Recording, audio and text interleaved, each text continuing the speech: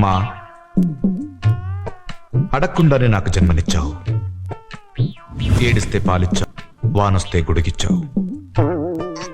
ఆడుకోవడానికి బొమ్మలిచ్చావు, వాడుకోవడానికి డబ్బులిచ్చావు, వేసుకోవడానికి బట్టలిచ్చావు, చూసుకోవడానికి అద్దమిచ్చావు.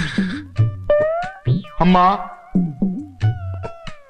రాసుకోవడానికి పలక ఇచ్చావు, గీసుకోవడానికి గడ్డ.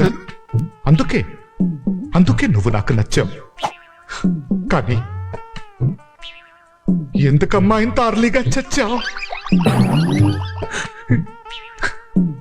అయినా నువ్వు నాకు నచ్చావమ్మా. మీ కవితలో చాలా ఇన్ఫర్మేషన్ ఉంది uncle. Thank you. Oh sorry, నేను కొంచెం ఎమోషనల్ అయ్యాను. You carry on.